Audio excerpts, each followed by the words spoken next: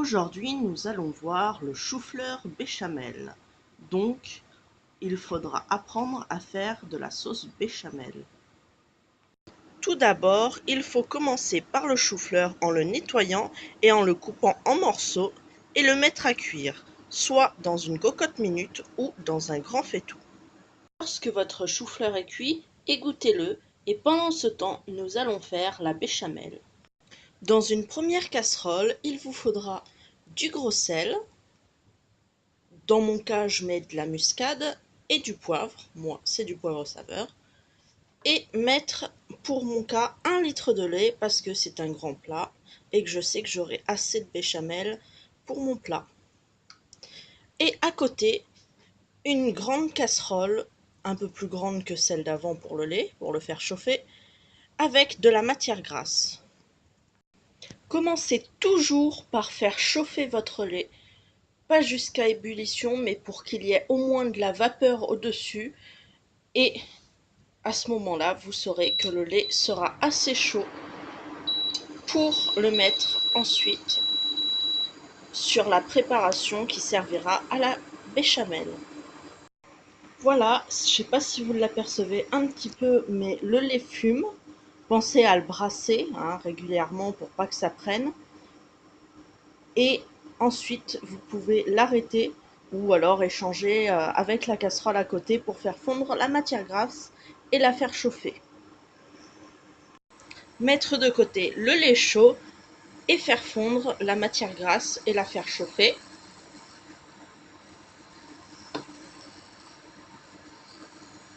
Donc pas trop chaud à feu doux parce que sinon ça va cramer. Sachez que selon la matière grasse utilisée, donc pour mon cas c'est du beurre, vous pouvez aussi utiliser de l'huile d'olive ou de l'huile de tournesol. Personnellement, je ne l'ai jamais essayé à l'huile de tournesol, mais sachez que ça a un goût complètement différent, que ça soit à l'huile d'olive ou au beurre. Donc voilà, ma matière grasse est entièrement fondue et chaude. Vous pouvez maintenant ajouter de la farine, ce qui permettra de pouvoir faire la béchamel. Et selon la dose de farine que vous ajoutez dans votre matière grasse, elle sera plus ou moins liquide.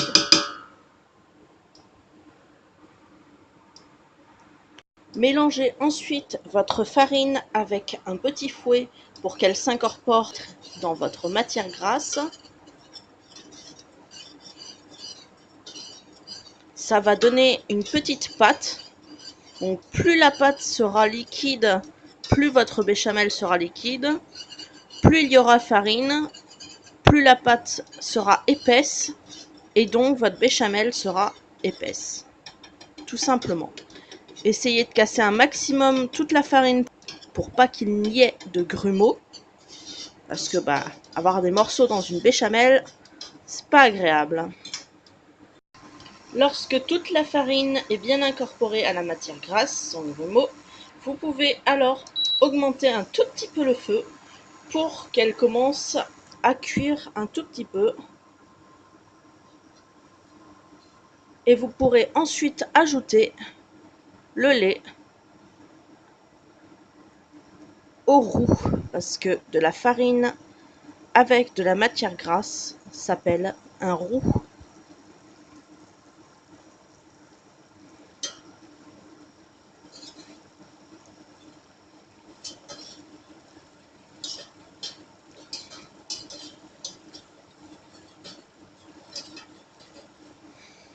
Incorporez petit à petit votre lait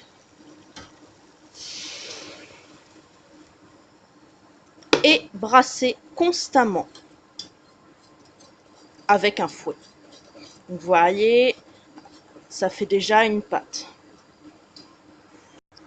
Pour savoir si votre béchamel est cuite ou pas, donc est prête, vous sentirez lorsque vous mélangerez une sorte de petite pellicule au fond de la casserole, ce qui vous permettra de savoir si elle est déjà cuite, entièrement cuite ou pas. Donc il faut constamment mélanger parce que sinon ça peut prendre au fond de la casserole. Vous sentirez aussi qu'elle s'épaissit en la mélangeant. Et plus vous la ferez cuire, plus elle sera épaisse. Dans mon cas, pour faire du chou béchamel, il ne faut pas qu'elle soit trop épaisse parce que elle va passer au four et donc continuer un petit peu à cuire.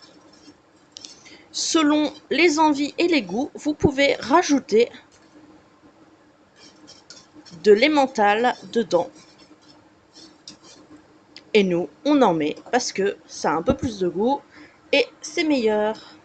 Lorsque votre béchamel est fini d'être cuite et à la consistance que vous souhaitez, donc plus ou moins épaisse, donc dans notre cas, on rajoute de l'emmental. Pensez à l'éteindre avant de rajouter de l'emmental et mélanger tout simplement votre béchamel avec le fromage. D'ailleurs, ça peut être autre chose que de l'emmental, hein. Vous pouvez mettre du parmesan ou même du roquefort pour les fans de roquefort. N'importe quel fromage peut être incorporé. Ça aura bien sûr un goût différent, hein, selon le fromage que vous mettez. Donc vous voyez bien la consistance qu'elle a, hein. Elle est épaisse quand même, mais elle est liquide, toujours un peu. Et donc comme j'ai dit plus tôt, plus vous la ferez cuire, plus elle sera épaisse. Donc voilà, votre béchamel est prête. Je vous rappelle que tout à l'heure, nous avons fait cuire du chou-fleur pour aller avec votre béchamel. Il a pu s'égoutter et refroidir en attendant. Parce que sinon, lorsque vous l'auriez installé dans votre plat qui va au four, vous vous seriez brûlé les mains. Avant de faire le plat complet, pensez à préchauffer votre four à 180 degrés Celsius.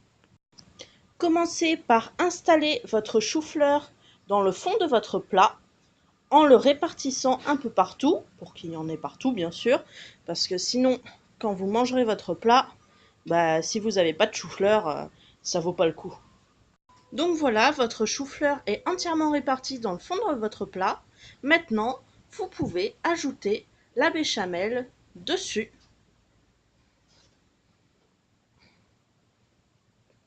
Donc en refroidissant, elle a fait une petite pellicule, hein. Pour ceux qui n'aiment pas ça, soit vous remélangez, soit vous l'enlevez, mais ça fait une perte. C'est dommage.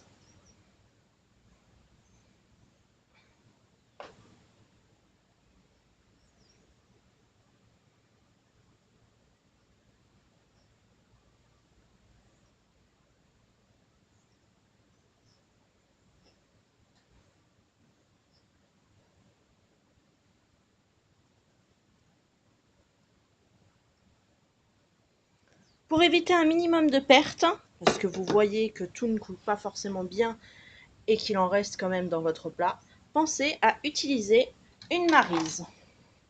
Une maryse, ça ressemble à ça. Ça permet de bien racler au plus près de la paroi. Donc là, j'ai pas mes deux mains, donc je peux pas le faire comme il faut. Pour pouvoir enlever un maximum de la nourriture que vous voulez. Généralement, c'est des liquides pour pouvoir le rajouter dans votre plat final. Donc voilà, votre plat est fini. Pensez à bien répartir votre béchamel. N'hésitez pas à secouer ou à taper votre plat pour qu'il y en ait partout. Plus c'est liquide, plus ça pourra se répartir facilement. Pour les grands gourmands, vous pouvez rajouter en plus du fromage par-dessus. Ça gratine le plat. Et ensuite, vous pouvez le mettre à 180 degrés à four préchauffé pendant une trentaine de minutes. Après 30 minutes passées au four, voilà à quoi ressemble votre plat de chou-fleur béchamel. Bon appétit bien sûr!